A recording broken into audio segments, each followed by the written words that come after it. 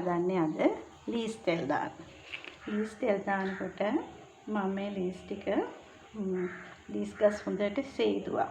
ඒවත් කොලෙන් කොලේ ගලවලා ලීස් හොදන්න ඕනේ. ඒවත් පානුව එක එක සත්තු මාඩ හැමදේම තියෙන හින්දා තෙල් පොහොර ගහලා තියෙනවා ලීස් වලට.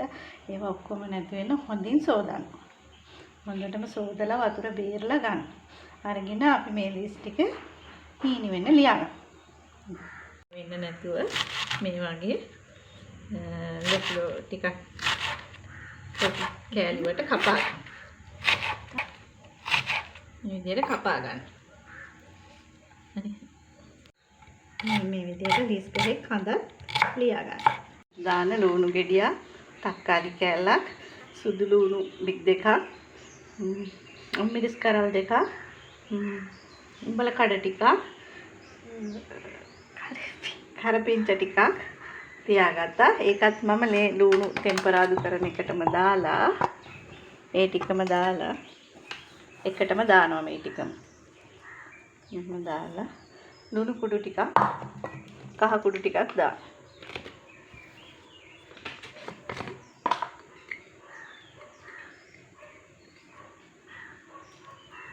ලුණු ටිකක්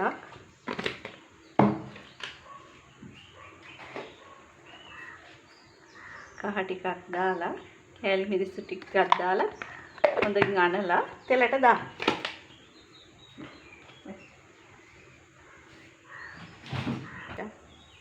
දාලා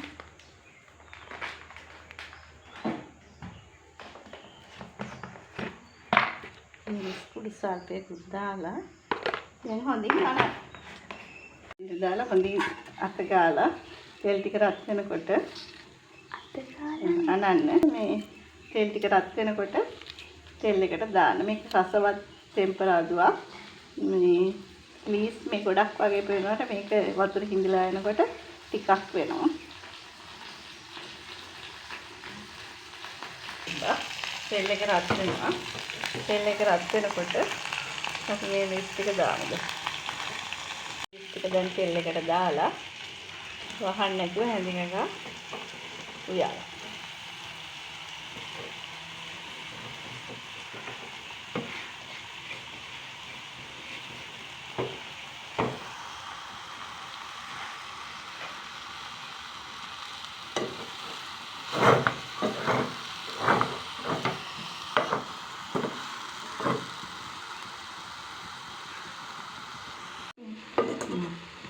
දෙන්නානේ මේ කැලීස් ටික ටෙම්පරාදු වෙනවානේ. මේකේ වතුර හිඳිලා හොඳින් ටෙම්පරාදු වුණාම ලිපෙන් බාන්න. මේක රසවත් මන්නම් මෙන්න මේ විදිහට තමයි තැම්බෙනකොට ගොඩාක් තම්පන්න එපා. එතකොට මේ වතුර උනනවා වැඩි රස නැති වෙනවා. මේම ලාවට තම්බලා ලුණු මදි නම් ලුණු දාගන්නකව මිරිස් ගොඩාක් දාන්න ඉන්නේ මේවට. එහෙම දැන් ලිපෙන් බාන්න. දැන් කොළ පාට තියෙන්නේ ලිපෙන් බාන්න. තමයි අපි හදපු ලීස් ටෙම්පරාදුව. ඔයාලත් හදලා මටත් රස කියන්න.